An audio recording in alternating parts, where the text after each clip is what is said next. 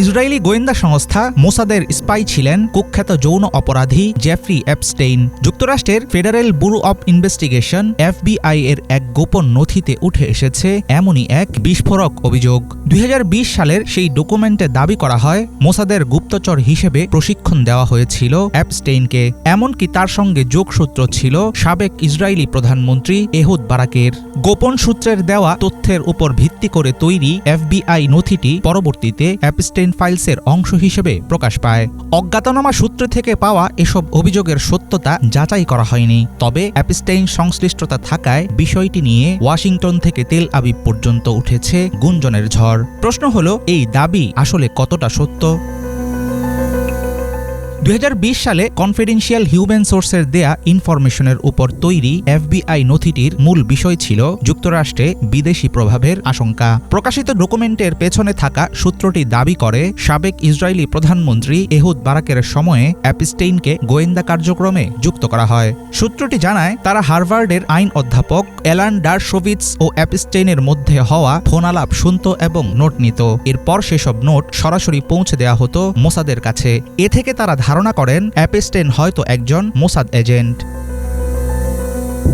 দীর্ঘদিন ধরে ইসরায়েলের রাজনীতির সঙ্গে ঘনিষ্ঠভাবে যুক্ত বিতর্কিত এক চরিত্র অধ্যাপক অ্যালান ডারশোভিটস। ইসরায়েলের ক্ষমতাসীন প্রধানমন্ত্রী বেনিয়ামিন নেতানিয়াহুর ঘনিষ্ঠ বন্ধু ও উপদেষ্টা হিসেবে পরিচিত এই শিক্ষাবিদ আইনজীবী হিসেবে কাজ করেছেন জেফ্রি এপস্টেইন, হার্ভি ওয়াইনস্টিন ও ডোনাল্ড ট্রাম্পের মতো আলোচিত মামলাগুলোতে। সে কারণে FBI নথিতে তার নাম উঠে আসা কেবল ব্যক্তিগত বিষয় নয়, বরং তৈরি করছে বড় রকমের রাজনৈতিক ও কূটনৈতিক প্রশ্ন। FBI-এর ডকুমেন্টে অজ্ঞাতনামা ওই সূত্র দাবি করে ডারশোভিটস একজন মার্কিন আইনজীবীকে বলেছিলেন এপস্টেইন শুধু যুক্তরাষ্ট্র নয়, বরং মিত্র দেশগুলোর গোয়েন্দা সংস্থার সঙ্গেও তিনি যুক্ত। যদিও এসব দাবির পক্ষে কোনো প্রমাণ দেওয়া হয়নি।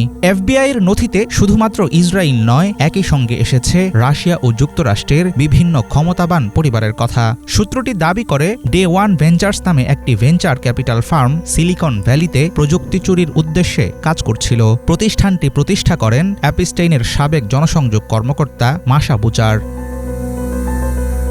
প্রেসিডেন্ট ডোনাল্ড ট্রাম্পের জামাতা জেরেড কুশনার ও তার পরিবারের সঙ্গে ইসরায়েলের দীর্ঘদিনের গভীর সম্পর্ক রয়েছে এবং তাদের ব্যবসায়িক ইতিহাসে দুর্নীতির অভিযোগও আছে, এমন দাবির উল্লেখ করা হয় FBI-এর নথিতে। এসব অভিযোগ সামনে আসার পর ইসরায়েলি প্রধানমন্ত্রী বেনিয়ামিন নেতানিয়াহু সামাজিক যোগাযোগ মাধ্যমে দাবি করেন জেফ্রি এপস্টেইনের সঙ্গে এহুদ বারাকের ঘনিষ্ঠ সম্পর্ক প্রমাণ করে এপস্টেইন ইসরায়েলের হয়ে কাজ করেননি, কারণ ইসরায়েলি গণতন্ত্র ধ্বংসেই কাজ করছেন সাবেক প্রধানমন্ত্রী এহুদ বারাক। সব মিলিয়ে বিস্ফোরক এসব অভিযোগ নতুন করে সামনে আনছে পশ্চিমা প্রভাবশালী গোষ্ঠীর অন্ধকার দিক।